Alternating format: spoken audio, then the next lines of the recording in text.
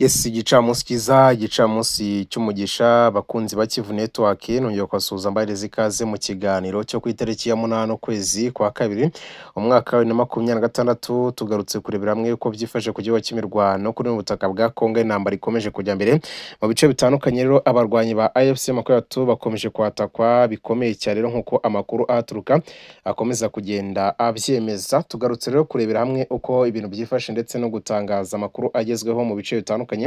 Dore ko kugeza aka kanya ibintu bitifashe neza na gato, intambara irakomeje cyane kandi irakomeye mu bice byo mu burasirazuba bwa Kongo. Tugiye kugaruka rero ku bikomeye cyane uburyo n'ubundi kugeza aka kanya intambara igiye kuba yakomeramo mu bindi bice byo muri za Runingu.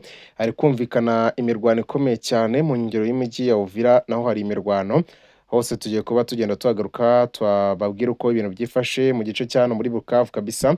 Operations za gisirikare za FARDC zirakomeje cyane, ndetse n'ingabo bafatanyije zirimo iz'Uburundi ndetse n'abandi bafatanyabikorwa bo cyane batandukanye barimo nka FDNB ndetse na Wazalendo muri rusange. Ibikorwa rero bya gisirikare byo biracyakomeje, byose rero tugiye kuba tubigenda tubirebera hamwe, dore ko amakuru yo ari menshi kabisa. Ni urugamba rero rutifashe neza ku nyeshyamba z'abarwanyi ba M23, bakomeje gutakaza abasirikare benshi cyane mu bice byo muri za Runingo ndetse na za Sange. Aho tugiye kubabwira umubare w'abasirikare bamaze kugwa muri kiriya gice. Turagaruka rero kuri operations ziri gukorwa muri Bukavu kabisa. Iki gice ko byagenda kose gigomba gusubira ku ruhande rwa FARDC. Turabigarukaho nabyo tubabwira uko byifashe kugeza aka kanya, dore ko inyeshyamba za M23 zimaze kuba zagatora, zikomeje gukubitwa ku buryo budasanzwe, zirimo ziraraserwa muri bino bice kuri rwa rwego rwo hejuru, kuko barakubwira ko M23 ikomeje kugenda igerageza kwa difansinga ngo isubire mu mujyi wa Uvira, ariko vyayizambanye kuko ingabo z'u Burundi, FARDC ndetse n'abafatanyabikorwa bazo barimo Wazalendo bose bakomeje guhagarika ibitero by'izi nyeshyamba, babikumirira kure cyane, bigatuma rero izi nyeshyamba zitabasha kuba zakadivansinga ngo zibashe kuba zagera muri kino gice cyo muri Uvira muri rusange. Byose rero nibyo tugiye kuba tugenda tugarukaho tukanaganiraho byinshi cyane, kugira ngo mubashe gusobanukirwa akantu ku kandi nyine kuri imirwano ikomeje kugenda yumvikana cyane mu bice bigiye bitandukanye. Rero dukubita tubangura, reka n'ubundi amakuru yacu tuyahere hano muri kano gace kabisa ko muri Kivu y'Amajyepfo, kuko hari byinshi cyane birimo biravugwa. Hari amakuru menshi cyane arimo aragenda atangazwa. Ni mu gace ka Cafunda rero, aho FARDC yongeye gusubirana aka gace igambuye rero inyeshyamba z'abarwanyi ba M23. Urugamba rukaba rwatanye amasaha ya kare nkuko tugiye kuba tubigarukaho. Ni Cafunda rero ibarizwa muri teritwari ya Mwenga.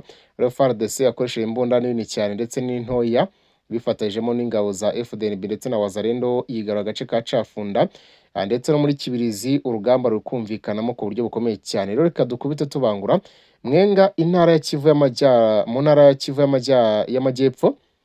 Ingabo z'igihugu cya Repubulika ya Demokarasi ya Kongo FARDC zongeye kwigarura agace ka Cafunda kari mu gace ka Mwenga, kari kamaze iminsi kari kumwe n'inyeshyamba za AFC M23 mu bikorwa rero bya gisirikare byakozwe kuri wa 8 Gashyantare 2026, nkuko byemejwe n'amakuru aturuka mu nzego z'umutekano n'abaturage baho. Amakuru avuga ko FARDC yinjiye muri Cafunda nyuma y'imirwano ikomeye, ikabasha gusubiza inyuma imitwe yitwaje intwaro yari imaze igihe igaragara muri kano gace.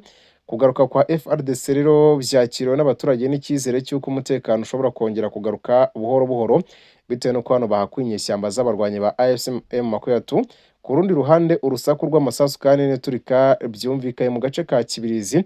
Ari amakuru avuga ko hakomeje kuboneka imirwano mu nkengero z'ako gace, nubwo rero ibisobanuro birambuye ku byabaye Ikibirizi bitaratangazwa neza ku mugaragaro. Mu masaha y'amakuru y'umugoroba turaza kubigezaho, turaba twamaze kubimenya. Gusa rero inzego z'umutekano zemeza ko zikomeje gukurikirana uko ibintu bihagaze, kugira ngo zirinde ko umutekano wakangirika.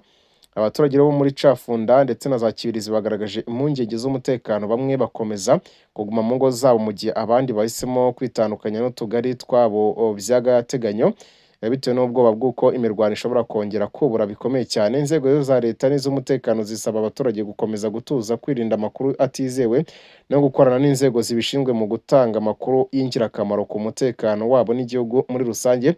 Rero kano gace ko muri Cafunda mu buryo gafashwe mu kanya mu masaha za saa saba kabisa, nibwo rero kano gace kamaze kuba kafatwa.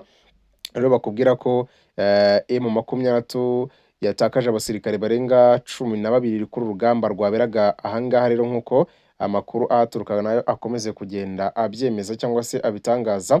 Bakubwira ko rero ibintu bitari buze koroha kuri izi nyeshyamba z'abarwanyi ba AFC M23. Rero batakaje abasirikare benshi cyane nk'uko mubyumva, batakaje rwose umubare mwinshi. Aba basirikare 12 ku rugamba rumwe cyane mu gufata kano gace ka Cafunda nibo baguye mu rugamba rw'inyeshyamba za AFC M23. Kandi si ibyo gusa, bakubwira ko rero ikindi gihari nuko kugeza aka kanya ibintu bitifashe neza ku nyeshyamba za M23 no mu bindi bice barimo baratakaza ku bwinshi. Rero kano gace ka Cafunda kari gasanzwe kabamo n'ibirindiro byinshi cyane by'inyeshyamba nabyo byatwitswe. Urumva rero gusenya ibirindiro by'inyeshyamba ntabwo ari ibintu biba byoroshye. Ibyo byose rero byakoreshejwe imbunda ziremereye cyane zirimo izi za artillery zino mbunda zirasakuriye, harimo nka za BM4 ndetse na BM21 rero nizo zakoreshwaga cyane.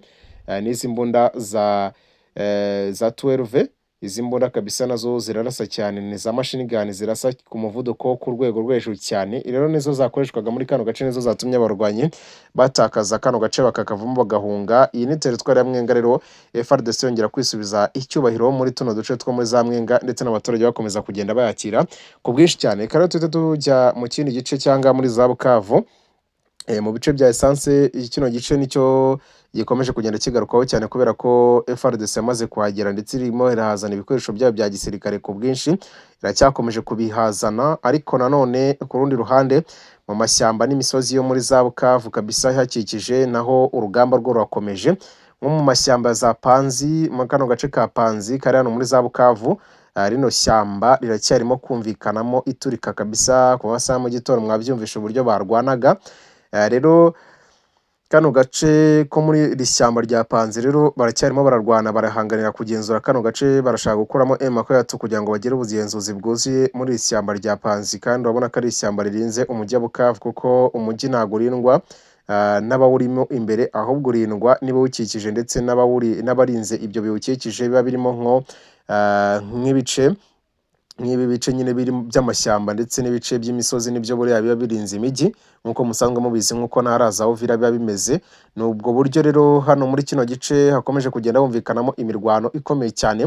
Bigaragara ko rero FARDC nta mikino ifite, uko byagenda kose na FDNB na Wazalendo barashaka gusubirana ibi bice n'ubugenzuzi bwabyo muri kano gace kahangaha muri za Bukavu. Muri rusange niyo mpamvu wumva amasasu ari kumvikana. Amakuru nabashe kuba nkurura cyangwa se nabashe kuba amenya nuko kano gace ko mu misozi ya za Panzi hatakaremo abasirikare batari munsi ya 5 b'inyeshyamba za AFC M23, hakomereka abasirikare 2 ku ruhande rwa FARDC. Mu batatse rero urumva ko rugamba rutoroshye, kandi aba bose barimo barataka, barimo baraturuka n'ubundi ndari muri Bukavu mu gace ka Essence ndetse n'agace ka Tota kari mu bimetero 3 ujya Bukavu. Niyo barimo baragenda batakira baturutse kugira ngo barebe ko ishyamba barifata.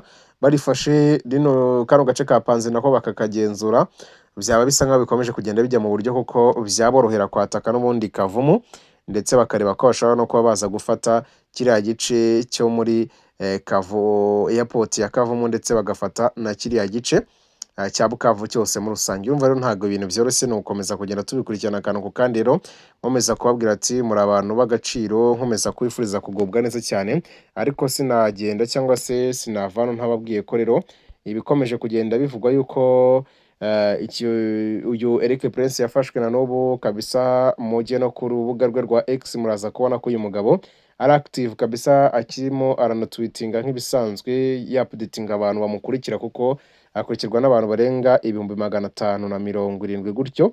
Uze kujya uraza kumubona Eric Prince kabisa arimo aragenda akoresha n'imbuga ze bisanzwe. Ibyo kuvuga ko yaba yarafashwe ari muri za Uvira kabisa ntago ari byo, kandi niyo byaba wenda yanahageze nubwo atari ibintu bishoboka, kuko nta nubwo ariko bimeze, kuko nta nubwo araza hano mu burasirazuba, kuko nta nubwo arahaza, nta nubwo ari hano muri Afurika, ari muri Amerika. Niyo yahaza sinumva uburyo M23 yanamufata ikamusora hariya muri Uvira, se yaba yageze mite, kandi hariya hafitwe n'ingabo za leta.